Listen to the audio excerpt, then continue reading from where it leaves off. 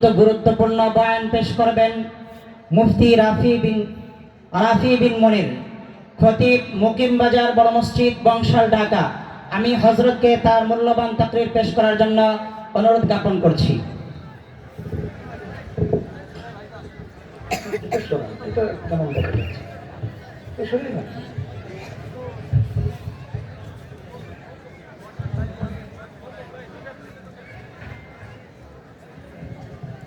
السلام عليكم ورحمة الله وبركاته. إن الحمد لله نحمده ونستعينه ونستغفره ونؤمن به ونتوكل عليه ونعوذ بالله من شرور أنفسنا ومن سيئات أعمالنا. من يهده الله فلا مضل له ومن يضلل فلا هادي له. ونشهد أن لا إله إلا الله وحده لا شريك له.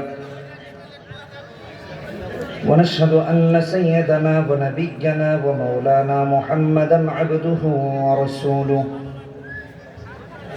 أما بعد فقد قال الله تعالى في كلامه المجيد وفي فرقانه الحميد. أعوذ بالله من الشيطان الرجيم. بسم الله الرحمن الرحيم.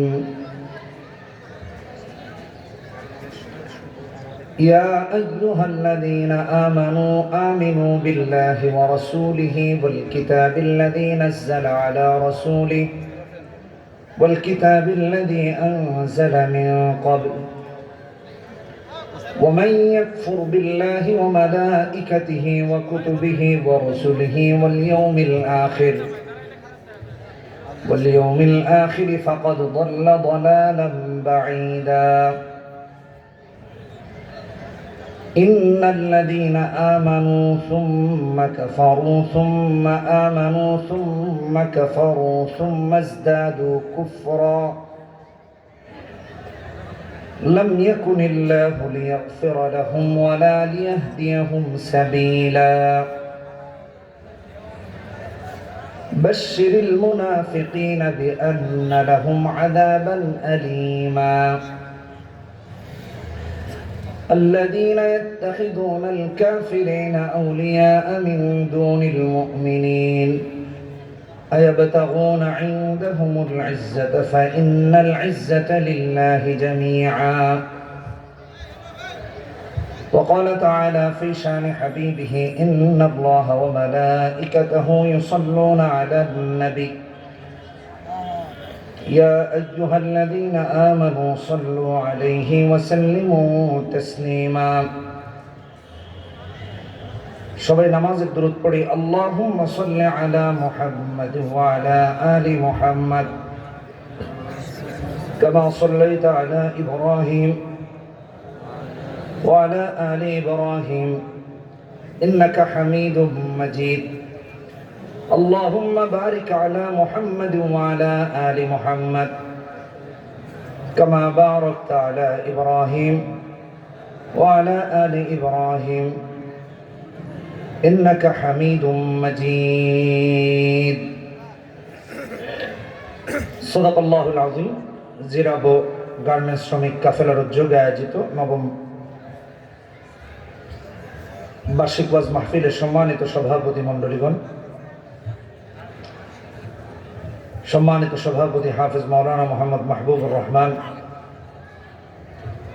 ইমাম খতিব জিরাবো দেওয়ানবাড়ি কেন্দ্রীয় জামে মসজিদ আশুলিয়া সাভার,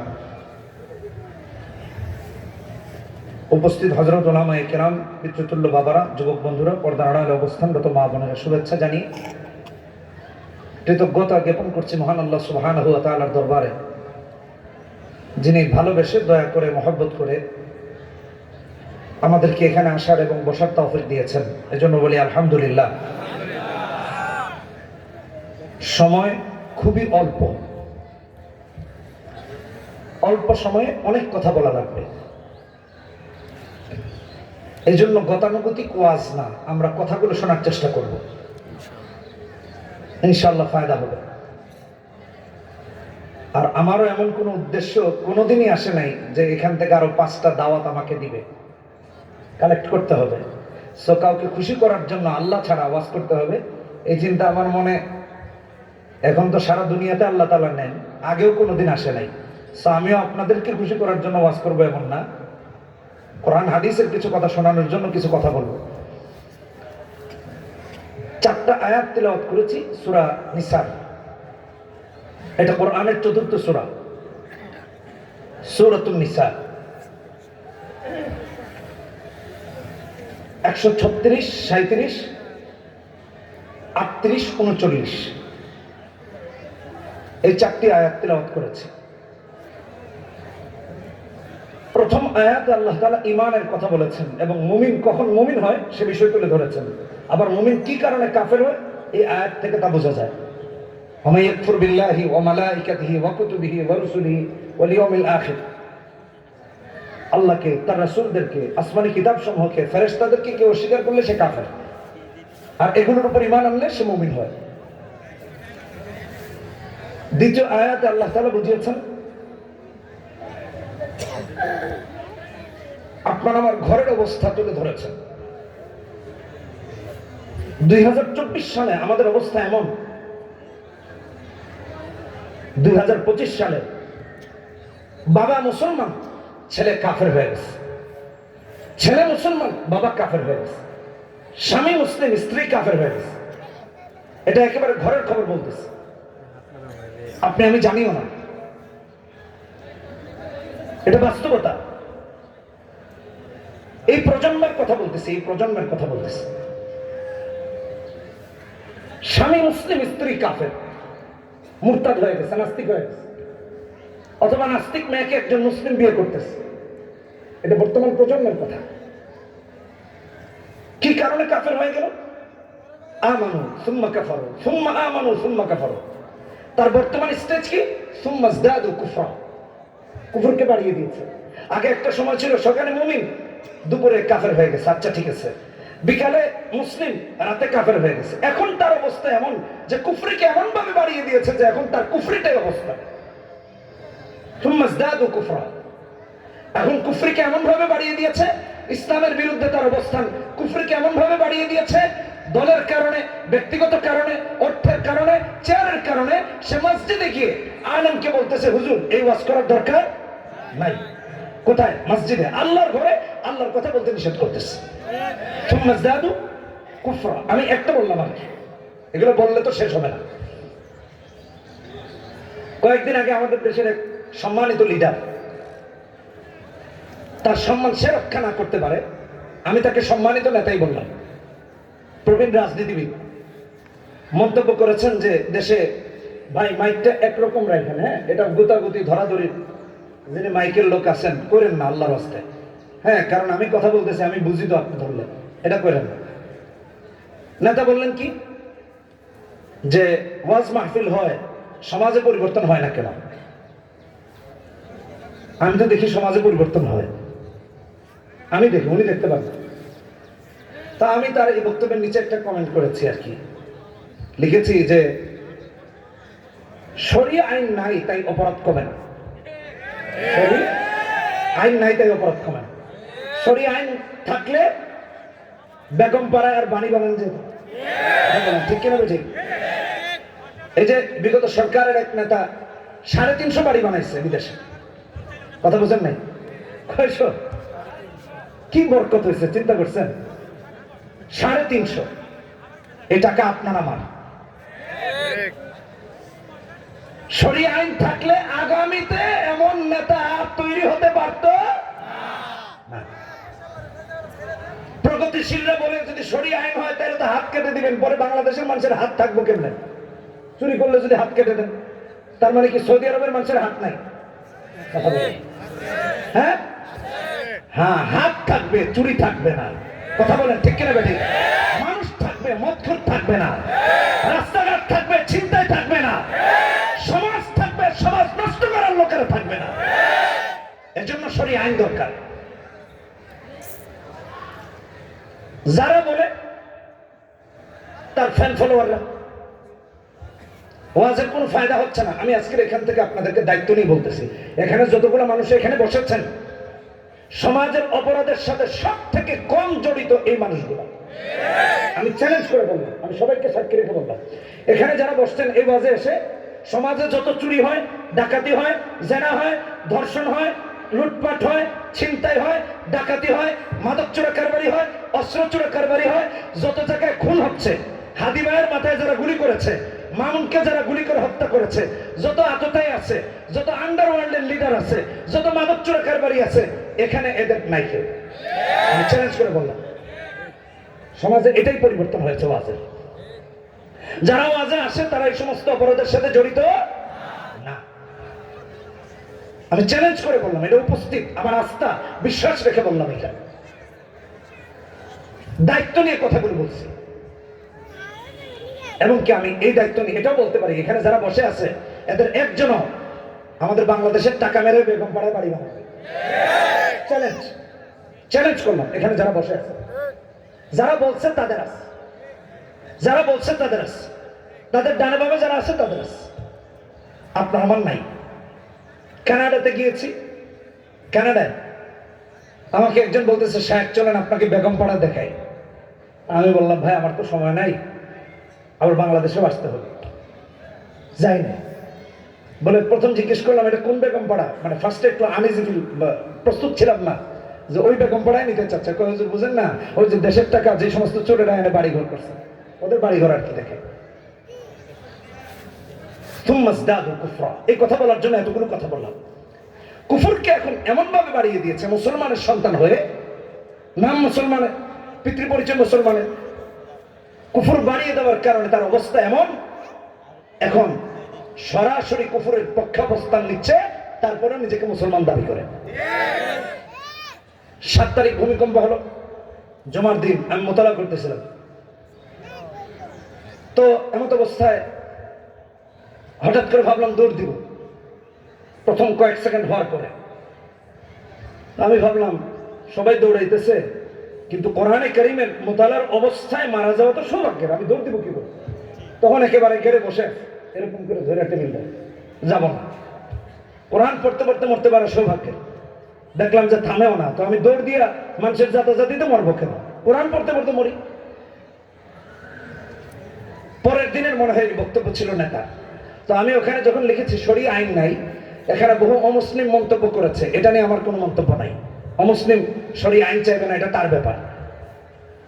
বহু মুসলমানের সন্তানরা শরীয়ত আইন চায় না, এটা আশ্চর্যের ব্যাপার। এটা হলো সুম্মাজদাদু কুফরের ব্যাখ্যা।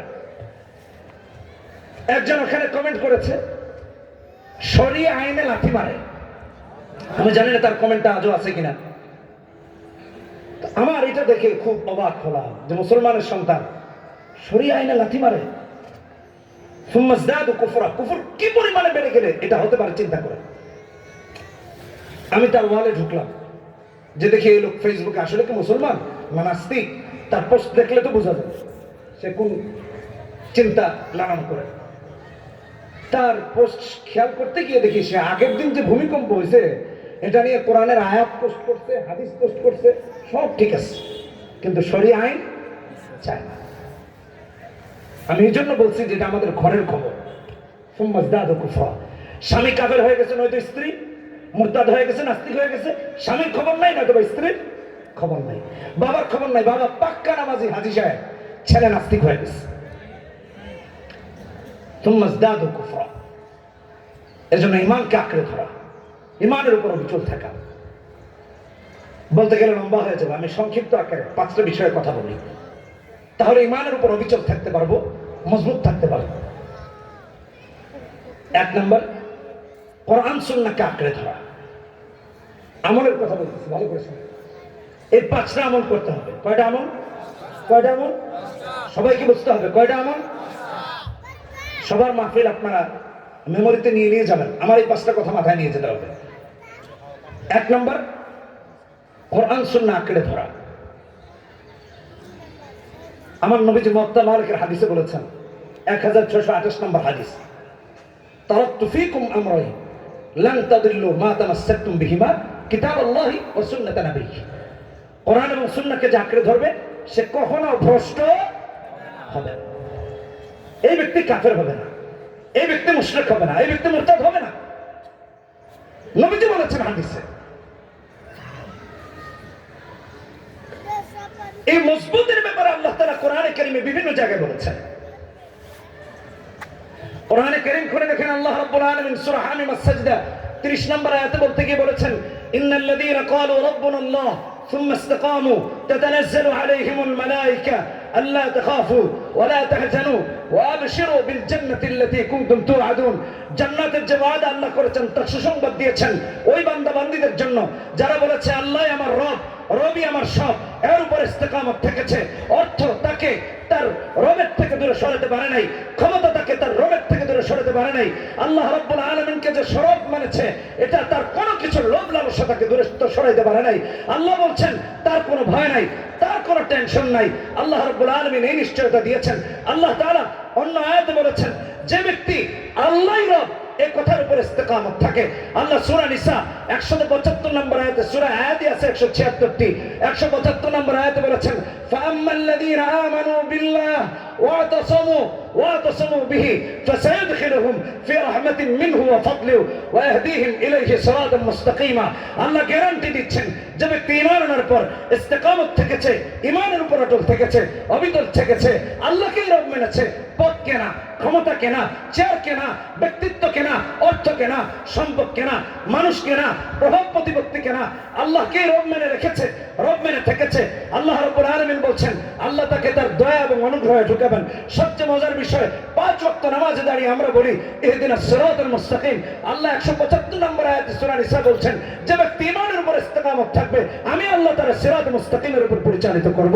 শুধু তাই না, আল্লাহ তাআলা অন্য আয়াতে বলেছেন, কোরআনে হাকিম খুলে দেখেন, কোরআনে কারীম খুলে দেখেন, সূরা আহকাফ 13 নম্বর আয়াত 26 নম্বর পারা, ইন্নাল্লাযীনা ক্বালু রাব্বুনাল্লাহ সুম্মা ইসতাকামু ফালা খাউফুন আলাইহিম ওয়ালা হুম ইয়াহজানুন। যে আল্লাহকে রব মানে অবিচল থাকবে, আল্লাহ বলছেন তার ভয় নাই, তার চিন্তা নাই, তার টেনশন নাই। আল্লাহ অন্য আয়াতে বলছেন, ভাই আমার এখন তো আমরা বলি রাজনৈতিক স্লোগান দিয়ে মরে যাবো। হ্যাঁ, রাজনৈতিক স্লোগান দিয়ে কবেরা যাব? ওই ব্যক্তি তো প্রকাশ্য মরতাম, ওই ব্যক্তি তো ঈমান নিয়ে মরতে চায় না, সে তার ব্যক্তিগত মতবাদ নিয়ে মরতে চায়, কোরআন নিয়ে মরতে চায় না, লা ইলাহা ইল্লাল্লাহ নিয়ে মরতে চায় না। আর আমার আল্লাহ বলেন যে ব্যক্তি ঈমানের উপর ইস্তেকামত থাকবে, ইসাব্বিতুল্লাহু আল্লাযীনা আমানু বিল কওলি সাবিত ফিল হায়াতিদ দুনিয়া ওয়া ফিল আখিরাহ ওয়া ইউদিল্লুল্লাহু আয-যালিমিন ওয়া ইয়াফআলুল্লাহু মা ইয়াশা। সূরা ইব্রাহিম 27 নম্বর আয়াত। যে ব্যক্তি একনিষ্ঠ মুমিন হবে আল্লাহ তার ঈমানের সাথে মৃত্যু দিবেন, হাসরে যখন উঠাবেন নাস্তিক মুরতাদ হিসেবে উঠাবেন না, ঈমানের সাথে উঠাবেন। এই কথা যদি সুর দিয়ে কইতে যেতাম 1 ঘন্টার কাছাকাছি লেগেছে। ঠিক, অল্প সময় বেশি কথা শোনার জন্য এইভাবে বলছি। ঈমানের উপর ইস্তেকামত থাকা, দৃঢ় থাকা 1 নাম্বার।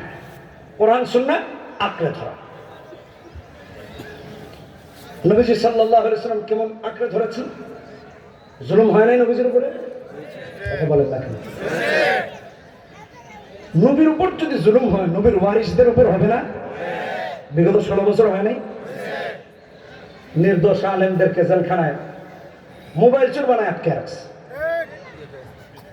মানে কিচ্ছা মার্কা অভিযোগ। শয়তান দেখে কয় এরা যে দেশে আছে আমার তো থাকার কোনো দরকারই নেই। 16 বছর শয়তান ছিল না বাংলাদেশে, ওরাই শয়তান আমার চেয়ে বড়, আমি থেকে কি বলবো? শাইখুল হাদিসদেরকে মিথ্যা অপবাদ দিয়ে জেলখানায় রেখে দিচ্ছে। এটা কিয়ামত পর্যন্ত চলবে, এটা কিয়ামত পর্যন্ত চলবে। নবীর উপর চলে নাই? চলছে তো। আল্লাহ কোরআনে বলেছেন না, সূরা আনফাল 30 নম্বর আয়াত, ওয়া ইদ ইয়ামকুরু বিকাল্লাযীনা কাফারু লিইউসবিতু আও ইয়াকতুলু আও ইউখরিজুক ওয়া ইয়ামকুরুনা ওয়া ইয়ামকুরুল্লাহ।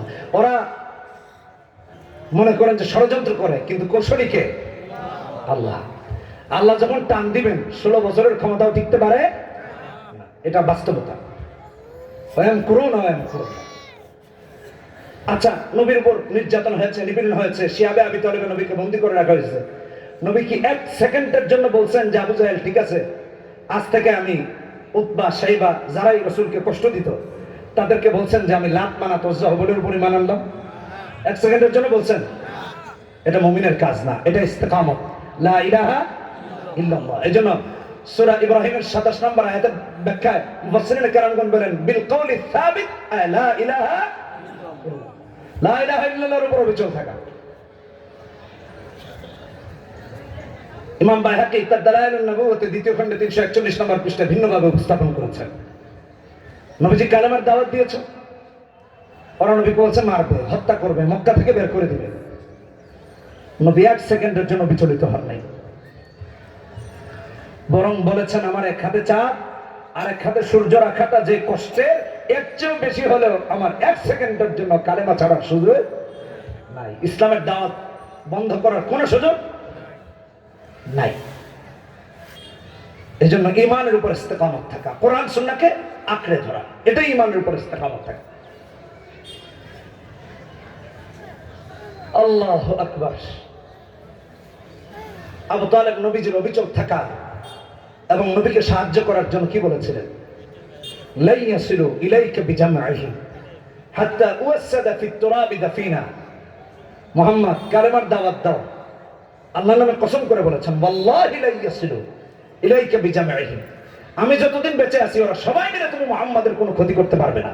একজন আবু তালেব কাফের হয়ে মুহাম্মদ সাল্লাল্লাহু আলাইহি ওয়াসাল্লামকে প্রোটেক্ট করেছেন, আর আজকে মুসলমানের না, মুসলমানের সন্তান হয়ে ইসলাম চায় না। আবু তালেবের চেয়ে কত জঘন্য চিন্তা করে দেখেন।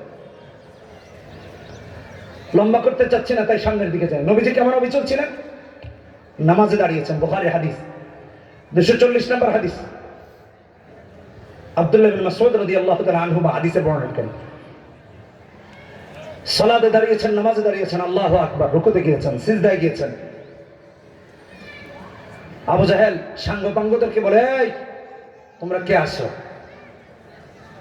মুহাম্মদ সালাত আদায় করছে, নামাজ আদায় করছে, তোমরা কে আসো এমন?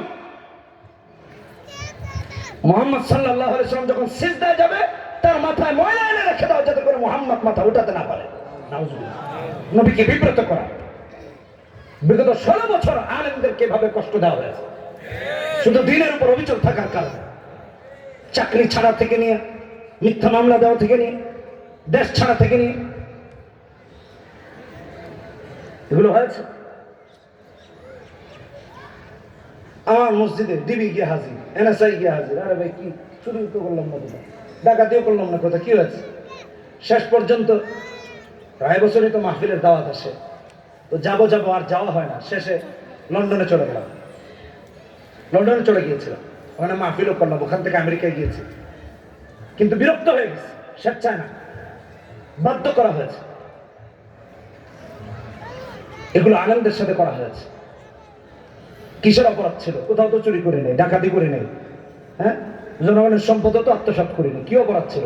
অপরাধ ছিল কোরআন এবং সুন্নাহের কথাগুলো বলা এবং ইস্তেকামত থাকা, এটাই অপরাধ। নবীজিও যখন লা ইলাহা ইল্লাল্লাহর উপর ইস্তেকামত, নবী সালাতে, নবী নামাজে, কয় মুহাম্মদ সাল্লাল্লাহু আলাইহি ওয়াসাল্লাম মাথার উপর কে এনে ময়লা দিতে পারবা? উকবা ইবনে আবি মুঈত, ইসলামের বড় দুশমন, কয় আবু জাহেল আমি পারবো। দৌড়ে গেছে, ডাস্টবিন থেকে উঠে নাড়ি ভুড়ি এনে নবীজি যখন সিজদায় নবীজির গর্দান মুবারকে রেখে দিচ্ছে। নাউজুবিল্লাহ। আমার ভাইরা বিশ্বনবী মাথা উঠাতে পারেন না। হযরত আব্দুল্লাহ ইবনে মাসউদ রাদিয়াল্লাহু তাআলা আনহুমা বলেন, আমি দেখি আমার কোনো কিছু করার ক্ষমতা নাই। ইসলামের দুর্দিন কলিজাটা ভেঙে চুরমার হয়ে যায়, মুহাম্মদুর রাসূলুল্লাহর জন্য কিছু করতে পারি না। পরিশেষে জান্নাতের যিনি সর্দারনি হবেন, হাদিসে যার কথা এসেছে, ওয়া ফাতিমাতু সাইয়্যিদাতু নিসাই আহলিল জান্নাহ, নবী কন্যা জান্নাতের সর্দারনি যখন দেখলেন আল্লাহর হাবিবকে এমন করে কষ্ট দেওয়া হচ্ছে, দৌড়ে গিয়েছেন, পিতার গর্দান থেকে উটের নাড়ি ভুঁড়িগুলো সরিয়ে দিয়েছেন। নবীজি মাথা উঠিয়েছেন, একবার না, দুইবার না, ওই সমস্ত দুশমনদের বিরুদ্ধে আল্লাহর কাছে নবীজি 3 বার অভিশাপ করেছেন। কয়বার? জোরে বলেন, কয়বার? ওদের সবগুলোর মৃত্যু হয়েছে লাঞ্ছনা, অপমানে, অসম্মানে। আমিও বলি, নমরুদ থেকে, ফেরাউন থেকে, শাদ্দাদ থেকে, কারুন থেকে এবং বিগত 16 বছরের শক্তিশালী ক্ষমতাধর ফেজিলদের থেকে শিক্ষা নিয়ে যারা আলেমদের উপর নির্যাতন করেছে, নিপীড়ন করেছে, জেলখানায় রেখেছে, আলেমদের চোখের পানি পড়েছে। চোখের পানি যখন আল্লাহর আরশে পৌঁছেছে, ওদের মস্তক টিকাতে পারে না।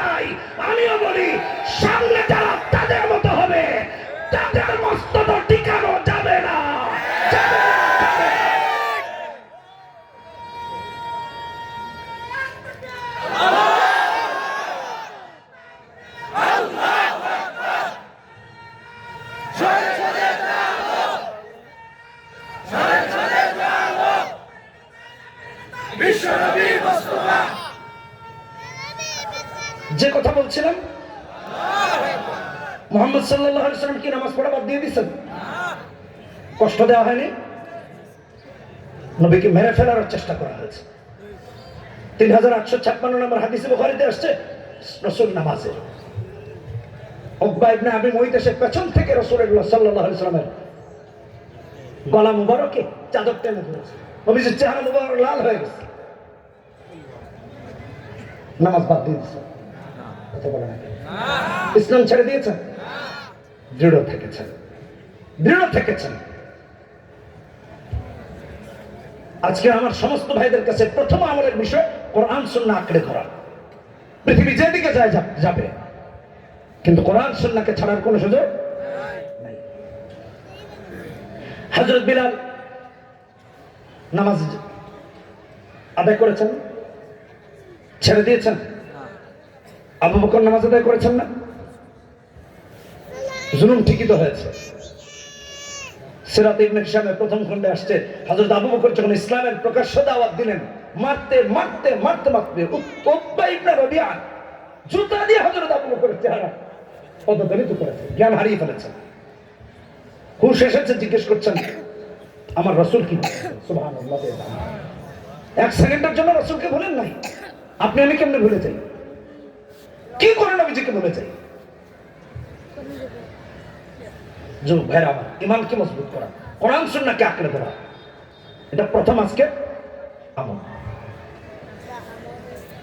আসেন 2 নাম্বার, আল্লাহর কাছে বেশি বেশি করে দোয়া করা, অহংকারী না হওয়া। এটা আমাদের মারাত্মক এক সমস্যা, অহংকারী হয়ে ওঠা। যারা দেখবেন এই সমস্ত কথা বলে, ওরা কখনো আল্লাহকে বিশ্বাসই করে না। ইসলামের বিরুদ্ধে যারা কথা বলে, আসলে ওরা আন্তরিকভাবে আল্লাহকে বিশ্বাসই করে।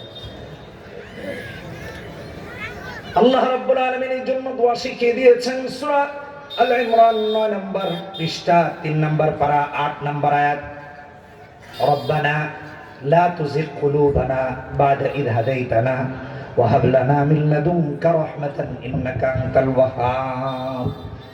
দোয়া শিখিয়ে দিয়েছেন।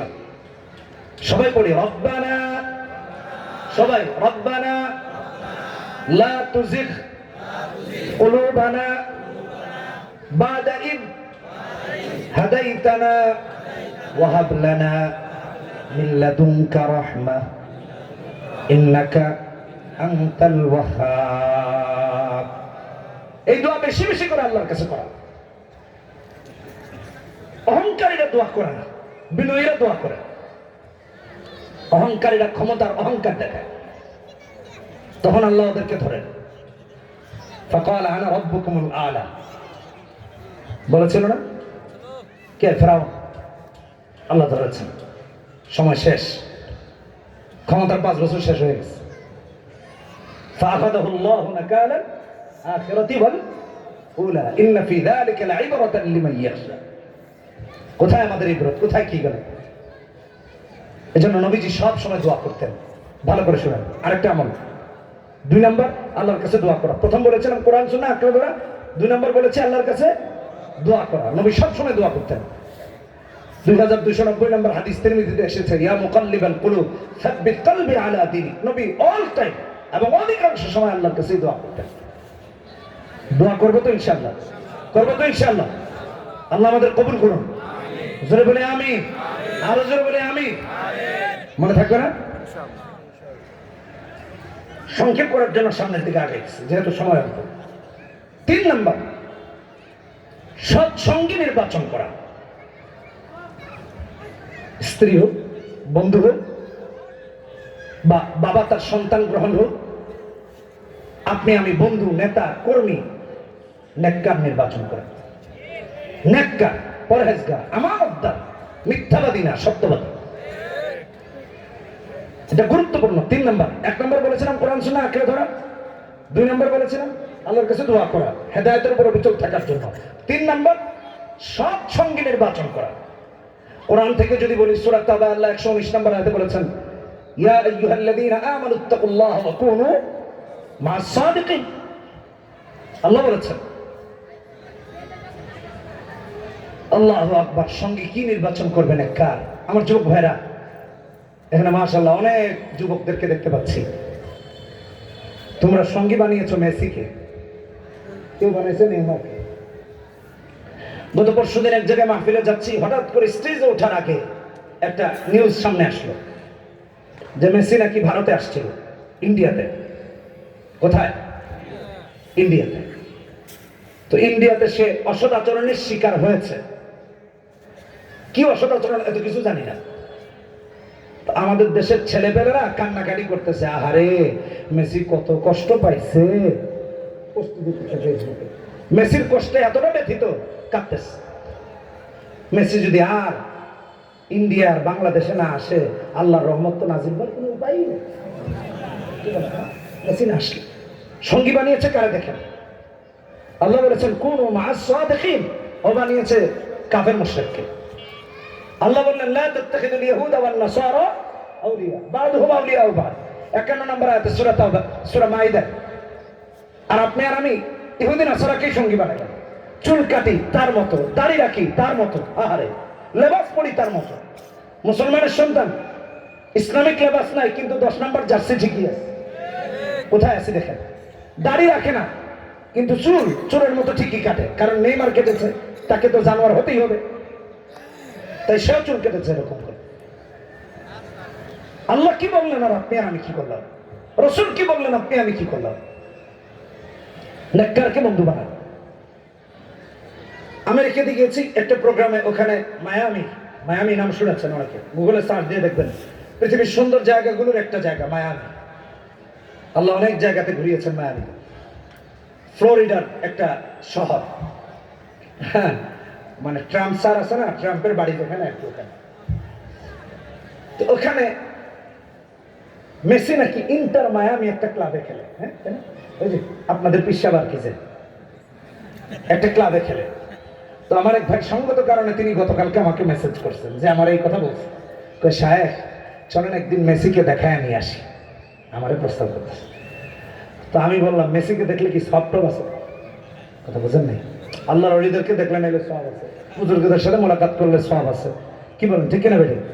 তো মেসি দামাত বারকাত উমরে দেখলে এটা ব্যাপার সেবার কেমন? কয় শায়েখ না এরকম কিছু না, অনেকের আশা থাকে না, কিংবদন্তি ফুটবলার এই সেই, বুঝেন নাই কথাটা? আহারে কোথায় আপনার আমার বিবেক চলে গেছে দেখেন।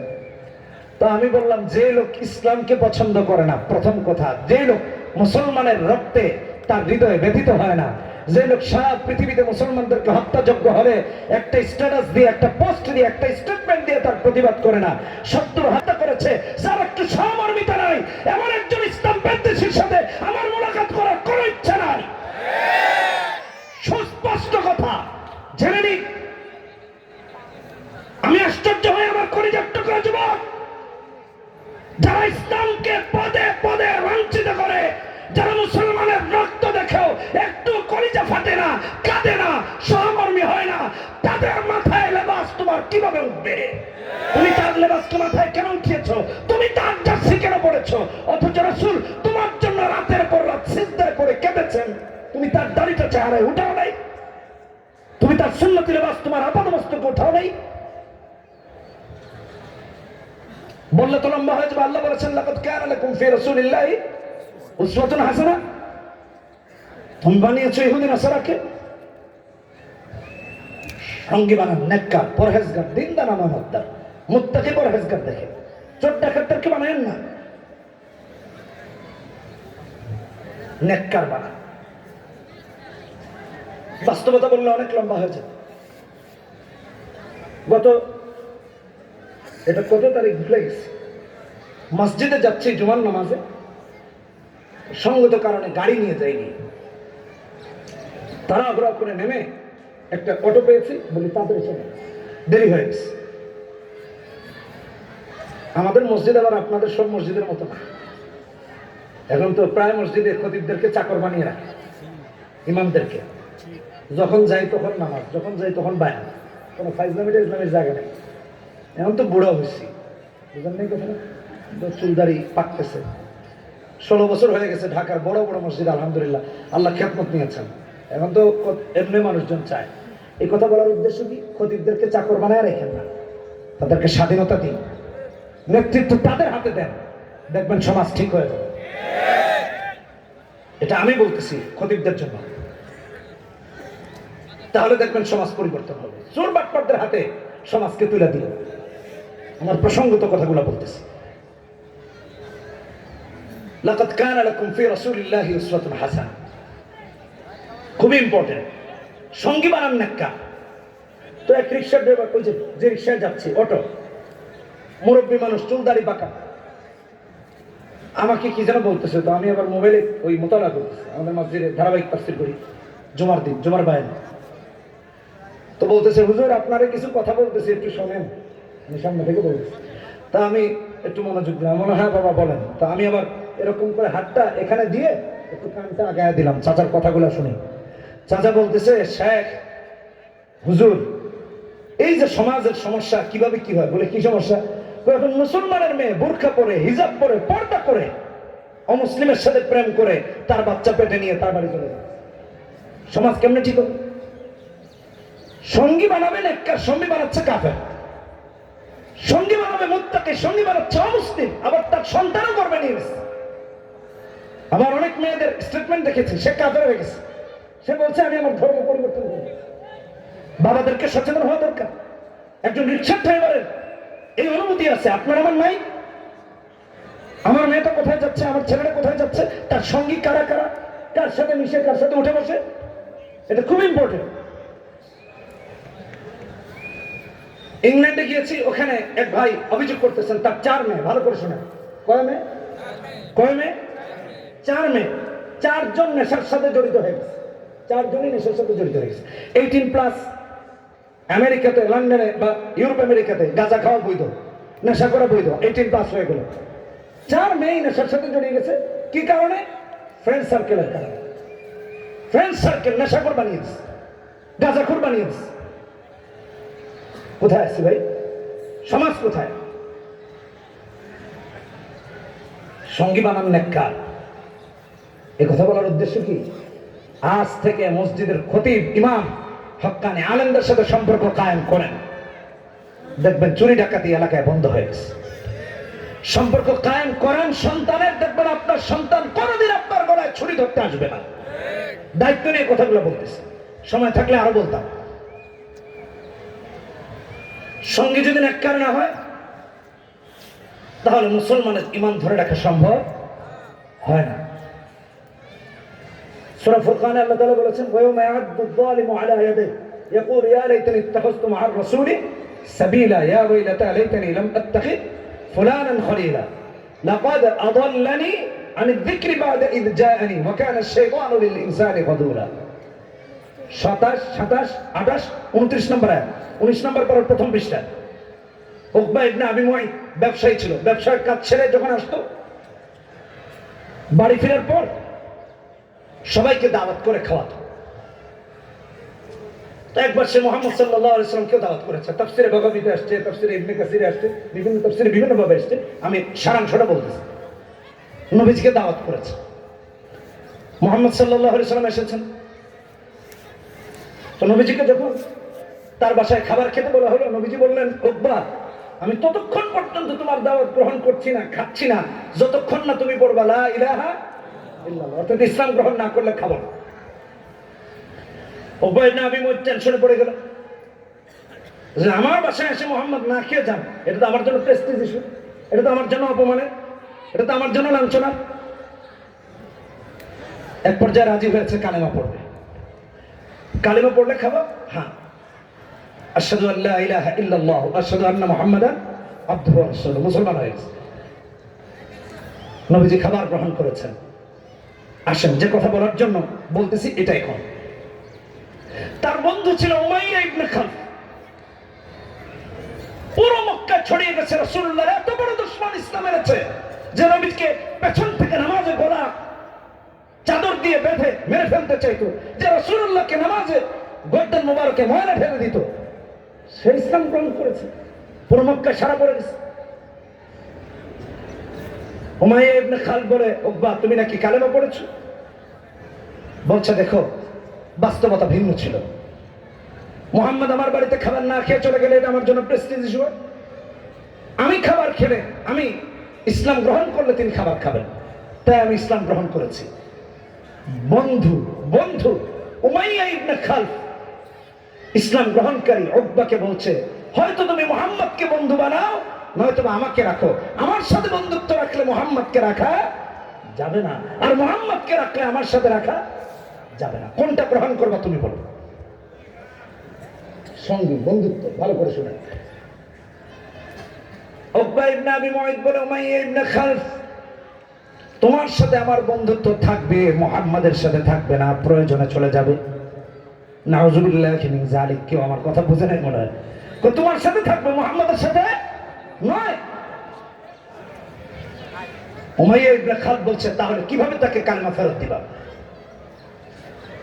উবাই ইবনে খালফ, উমাইয়া ইবনে খালফ উকবা ইবনে আবি মুআইদকে শিখায় দেয়, এক কাজ করো, সবাইকে আবার ডাকো, সবার সামনে মুহাম্মদ সাল্লাল্লাহু আলাইহি ওয়াসাল্লামের চেহারা মুবারকে থুতু মারবা, আর থুতু মেরে বলবা, মুহাম্মদ, এই যে আমি কালেমা গ্রহণ করেছিলাম, এই কালেমা আবার তোমাকে ফেরত দিলাম।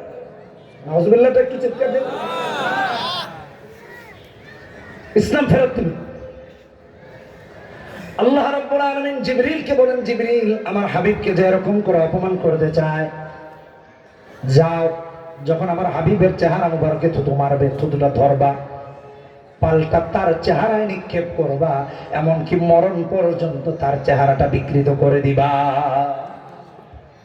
মুফাসসিরিনে কেরাম লিখেন, মরণ পর্যন্ত তার চেহারা বিকৃত ছিল। আয়োজন করেছে নবীজিকে কালেমা ফেরত দেওয়ার আয়োজন। থুতু নিক্ষেপ করেছে, থুতু পাল্টা তার চেহারায় জিবরিল নিক্ষেপ করে তার চেহারাকে বিকৃত করে দিয়েছেন, তার চেহারা বিকৃত করে দিয়েছেন। তাম পৃথিবী তাকে লাঞ্ছিত করে রেখেছেন আল্লাহ। অপমানের মৃত্যু হয়েছে, মৃত্যু পর্যন্ত অপমানিত ছিল। আল্লাহ রাব্বুল আলামিন তার কথা বলতে গিয়ে বলছেন, বন্ধুত্ব তাকে এমন ভাবে ভ্রষ্ট করে দিয়েছে, কিয়ামতের দিন হাত কামড়াতে থাকবে আর আক্ষেপ করে বলতে থাকবে, আহারে, ওই দিন আমি যদি মুহাম্মাদের সাথে বন্ধুত্ব রাখতাম, উমাইয়ার সাথে যদি বন্ধুত্ব না রাখতাম, তাহলে আজকে আল্লাহর জান্নাতে আমি যেতে পারতাম। ঠিক কিনা বেঠিক জোরে বলেন? আমার ভাইরা, এই সমাজে বহু মানুষ অসৎ বন্ধুর কারণে জাহান্নামী হয়ে যায়, অসৎ নেতৃত্বের কারণে জাহান্নামী হয়ে যাবে। কিয়ামতের ময়দানে আক্ষেপ করে বলতে থাকবে, আহারে, খতিব সাহেবের অনুসরণ করলে, আল্লাহ রাসূলের অনুসরণ করলে, ভালো মানুষের সাথে সম্পর্ক রাখলে আমিও হতে পারতাম জান্নাতি। এই জন্য সঙ্গী নির্বাচন করা, নেককার, পরহেজগার, দিনদার, আমানতদার, আল্লাহ ওয়ালাকে সঙ্গী বানান, মুত্তাকিকে সঙ্গী বানান। কয়টা বললাম? কয়টা? 1 নম্বর কোরআন সুন্নাহ আঁকড়ে ধরা, 2 নম্বর মাশাআল্লাহ, মনে আছে, দেখছেন? তাহলে বোঝা গেল ওয়াজ আলহামদুলিল্লাহ সাকসেস। 3 নম্বর সৎ সঙ্গী নির্বাচন করা। 4 নম্বর ইলম হাসিল করা এবং ইলম অনুযায়ী আমল করা। তাম পৃথিবী আমাদেরকে শিক্ষা দেয়, মুসলমানরা মূর্খ বোঝায়, আর আল্লাহ তাআলা প্রথম ওহী নাযিল করেছেন ইকরা। চিন্তা করছেন? বিসমি রাব্বিকাল্লাযী খালাক। ওরা আমাদেরকে নাকি শিক্ষা দীক্ষার ব্যাপারে মূর্খ বলে, আর আমার ধর্ম প্রথম মেসেজ দিয়েছে, পড়ো তোমার প্রভুর নামে সুবহানাল্লাহ, যেটা অন্য কোনো ধর্মে নাই। 2 নম্বর, রাসূল এই জ্ঞান হাসিল করাকে ফরজ করেছেন। এই যুবক ভাইরা, আমার জিরাবো গ্রামের শ্রমিক কাফেলা, তাদের সদস্য সংখ্যা নাকি অনেক, মাশাআল্লাহ। এই চতুর্থ বিষয়টা যে বলতেছি, কোরআনের যেটুক জ্ঞান হাসিল না করলে নামাজ বিশুদ্ধ হয় না, ওটুক শিক্ষা করা ফরজ। ফরজ। 229 নম্বর হাদিসে ইবনে মাজাহ রাসূল বলেছেন, তলাবুল ইলমি ফরিদাতুন আলা কুল্লি মুসলিম। কুল্লি মুসলিম, প্রত্যেকটা মুসলমানের উপর ইলমে দ্বীন শিক্ষা করা ফরজ। এটা 4 নম্বর আমল। আজকের মাহফিল থেকে চতুর্থ যে মেসেজ নিয়ে গেলাম, আজকের মাহফিল থেকে এই শিক্ষা নিয়ে বাড়ি ফিরবো যে সুযোগ পেলেই কোরআন বিশুদ্ধ করতে হবে। দ্বিতীয়, বুঝতে হবে। তৃতীয়, আমল করতে হবে। না বুঝলে কেমন আমল করবো? সব বুঝতে হবে, বিষয়টা এমন না। যেটুকু না বুঝলে দিনের উপর চলা সম্ভব না, সেটুকু বোঝা ফরজ, সেটুকু জানা ফরজ। কথা স্পষ্ট, এখানে কোনো অস্পষ্টতা নাই। এই জন্য কোরআন সুন্নাহ শিখবো এবং কি করব? আমল করব। আল্লাহ আমাদেরকে হেফাজত করুন। আবু দাউদের হাদিসে 3666 নম্বর হাদিস নবীজি বলেছেন এই জন্য, মান তাআল্লামা ইলমান মিম্মা ইউবতাগা বিহি ওয়াজহুল্লাহ লা ইয়াতাআল্লামুহু ইল্লা লিয়ুসিবা বিহি আরদান মিনাদ দুনিয়া লাম ইয়াজিদ আরফাল জান্নাতি ইয়াউমাল কিয়ামা। দিন শিক্ষা পেটের রুজির জন্য না। কথা বুঝেন নাই? হ্যাঁ, পেটের রুজির জন্য না। অনেকে আমারে বলে, হুজুর একটু ভাইরাল টাইরাল হইতে হবে না, নাইলে তো খাওয়া নাই। আমার এক উস্তাদকে বললাম, হুজুর এই কথা মানুষ কয়, ভাইরাল টাইরাল না হলে তো। ও হুজুর আমার উস্তাদ, আপনারা চিনেন, এখানে সম্ভবত তিনি নাই। হ্যাঁ নাই। তা আমার উস্তাদ আমারে বলতেছেন, রাফি এই কথা তো আমারও কয়। আমি বললাম, হুজুর কি বলছে? আপনারা সবাই চিনেন তার নাম, আমি বলতে চাচ্ছি না। আমার এক মুসল্লি কয়, হুজুর চারিদিকে যে ভাইরালের বেধি ছড়ছে, তা আপনি ভাইরাল না হইলে তো হচ্ছে না। হুজুর বলতেছে, আসলে ঠিক কইছেন, একদিন এক কাজ করতে হবে, গিয়ে স্টেজে ল্যাংটা হয়ে যেতে হবে, ভাইরাল হয়ে যাবে। পরের দিন দেখবেন সারা দুনিয়া ভাইরাল, অমুক শায়েখ স্টেজে একেবারে সব খুলে দিয়েছেন। হ্যাঁ, এগুলোই তো এখন চলতেছে। রুচিবোধের মানুষের দুর্ভিক্ষ দেখা দিচ্ছে। তো আমাকে একজন গতকাল না পরশুদিন বলতেছে, তো আমি বললাম, ভাই এই দেশে আমার আগে অফিসিয়াল ফেসবুক পেজ কোনো পরিচিত হুজুর চালায় না। গিয়ে আমার পেজে গিয়ে দেখেন, এটা তো দেখা যায়, এটা তো এমন না যে হাইড করা যায়। 2012-13 সাল থেকে, তখন তো এদেশে ফেসবুক যে পেজ চালানো যায় এটাও কেউ চিনত না। আমার পেজে গিয়ে দেখেন, অ্যাবাউটে গিয়ে দেখা যায়, মানে এটা যে এখানে বলে চলে গেলাম আর আপনি খুঁজতে পারলেন না এমন কোনো কথা না আর কি। একটু খুঁজে দেখেন, এমনকি সেখানে প্রায় 12 লাখ মানুষ কানেক্টেড আছে। আমি তো আমার ভাইরাল করার কোনো চিন্তা করি না, যে এই মাত্র কানাডায় আমার বিমানটা ল্যান্ড করলো, বুঝলেন, একটা সেলফি মেরে দিই। হ্যাঁ, দেখাতে পারবেন না, এই মাত্র আমেরিকায় ল্যান্ড করলাম, ইস অল্পের জন্য বিমানটা নামছে আর কি। একটা সেলফি না দিলে তো ভাইরাল হওয়া যায় না। কথা বুঝলেন নাই? এই রোগে যারা আক্রান্ত এরাই এখন সমাজের নেতৃত্বে আছে। এতে টিকটকার বলেন, এতে আমার মতো লোক বলেন, যারা তারাই। কথা বুঝেন নাই? তো তাকে বললাম আর কি, সমস্যা আমাদের এখানে মানসিকতার পরিবর্তন আনতে হবে। মান তাআল্লামা ইলমান মিম্মা ইউবতাগা বিহি ওয়াজহুল্লাহ। দুনিয়া কামার জন্য ইলমটারে মাধ্যম বানায়েন না। কিয়ামতের দিন জান্নাতের ঘ্রাণও পাওয়া যাবে না, জান্নাতের ঘ্রাণও ওই আলেম পাবে না। ইলম হাসিল করতে হবে আমল করার জন্য, আমল করার জন্য। সমস্যা তৈরি হয়ে গেছে, কি করবেন? মানুষ রোগাক্রান্ত, মেয়েরা ভাইরাল হওয়ার জন্য কাপড় চোপড় খুলে দিচ্ছে, দাড়ি টুপিওয়ালারা ব্যক্তিত্ব বাদ দিয়া সামনে মঞ্চে সামনে বলা শুরু করছে, সামনে মঞ্চে এমনি করা শুরু করছে। এটা ইসলামকে রিপ্রেজেন্ট করা নয়। ব্যক্তিত্ব বজায় রাখুন, ভদ্রতা বজায় রাখুন। কোথায় আছে? অঙ্গভঙ্গির কোনো ঠিক নাই। এখানে ওয়াজ করতেছে, পিছনে লেখা তাফসীরুল কোরআন মাহফিল, আর এখানে তিনি ডান্স করতেছে। কথা বুঝলেন না? তিনিই বড় শায়েখ। এটা আমাদের কপাল। কি করবো বলেন? রাসূলুল্লাহ সাল্লাল্লাহু আলাইহি ওয়াসাল্লাম কি বলেছেন? আল্লাহ কি বলেছেন? ওয়াল্লাযীনা হুম আনিল লাগওয়ি মুরিদুন। আল্লাহ সূরা মুমিনুন বলেছেন, হয়তো কর্মকাণ্ড থেকে বিরত থাকা মুমিনের কাজ, সফল মুমিনের কাজ। আর যারা করতেছে তারা আমি এই না তাফসীরুল কোরআন মাহফিলের প্রধান মুফাসসির বানিয়েছি। আমিনান নাসি মান ইয়াশতারি লাহুল হাদিস। কি এগুলোর ব্যাখ্যা ওলামায়ে কেরাম শুনতেছেন, বুঝতেছেন? এগুলো আরেকদিন করবে। এই জন্য জ্ঞান হাসিল করা, জ্ঞান অনুযায়ী আমল করা। 2013 সাল থেকে আলহামদুলিল্লাহ আন্তর্জাতিক প্রোগ্রাম করতেছে। 13 সাল থেকে, এখন তো অনেক জায়গায় গিয়েছে। তো কই, আমার তো এরকম নাই আলহামদুলিল্লাহ। 3 জন ভাইকে আমেরিকাতে কালেমা পড়িয়েছি। 2 জনের পিকচার আমার ইনস্টাগ্রামে আছে। ফেসবুক তো এখন সবাই চালায়, এই জন্য দিই না। আমার ইনস্টাগ্রামে 2 জনের ছবি আছে, দেখেন 2 জনের ছবি আছে। আরেকজনের ছবি আমার ফোনে আছে। আমি কই নাই যে এই মাত্র লা ইলাহা ইল্লাল্লাহ পড়াইলাম, রাফি বিন মুনিরের হাতে মুসলমান হয়েছে। না, এটা দরকার নাই। কেন ভাই এইভাবে জাহির করতে হবে? এগুলো বন্ধ করি। আল্লাহ হেদায়েত দান করুন। মান তাআল্লামা ইলমান মিম্মা ইবতাগা বিহি ওয়াজহুল্লাহ। ইলম অর্জন হবে দুনিয়া কামানোর জন্য না, দুনিয়া কামানোর জন্য না, দুনিয়াতে রাজত্ব করার জন্য না। দুনিয়া অটোমেটিক আসবে। এজন্য রাসূল বলেছেন, হাদিস ইবনে মাজাহ হাদিস 4241 নম্বর হাদিস, ইযহাব ফিদ দুনিয়া ইউহিব্বুকাল্লাহ ওয়াযহাব বিমা ফি আইদিন নাস ইউহিব্বুকান নাস। দুনিয়া বিমুখ হন, আল্লাহর প্রিয় হয়ে যাবেন। মানুষ থেকে মুখ ফিরিয়ে নেন, মানুষের ভালোবাসার পাত্র হবেন। এই উসুল কোথায় যাবে আমাদের?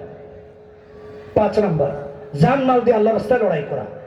সূরা হুজুরাতের 15 নম্বর আয়াতে আল্লাহ বলেছেন, ইন্নামাল মুমিনুনা আল্লাযীনা আমানু বিল্লাহি ওয়া রাসূলিহি সুম্মা লাম ইয়ারতাবু ওয়া জাহাদু বিআমওয়ালিহিম ওয়া আনফুসিহিম ফি সাবিলিল্লাহ উলাইকা হুমুস সাদিকুন। এই 5টা কাজ। 1 নাম্বার কোরআন সুন্নাহ আঁকড়ে ধরা, 2 নাম্বার আল্লাহর কাছে দোয়া করা হেদায়েতের উপর থাকার জন্য, 3 নাম্বার সৎ সঙ্গী নির্বাচন করা, 4 নাম্বার বলেন কি জ্ঞান, মাশাআল্লাহ মনে আছে, এলম হাসিল করা, এলম অনুযায়ী আমল করা। 5 নাম্বার কখনো যদি ইসলামের জন্য, দ্বীনের জন্য, আল্লাহর জন্য জান দিতে হয়, মাল দিতে হয়, জান মাল নিয়ে আল্লাহর জন্য লড়াইয়ের জন্য রেডি হয়ে যাওয়া। কে কে রাজি আছেন হাত তুলে দেখা দেন। আল্লাহ আমাদের সবাইকে আমল করার তৌফিক দান করুন। ওয়া আখিরু দাওয়ানা আলহামদুলিল্লাহি রাব্বিল আলামিন। সুবহানাল্লাহি ওয়া বিহামদিহি সুবহানাল্লাহিল আযীম। সুবহানাকাল্লাহুম্মা ওয়া বিহামদিক আশহাদু আন লা ইলাহা ইল্লা আনতা আস্তাগফিরুকা ওয়া আতুবু ইলাইক। আসসালামু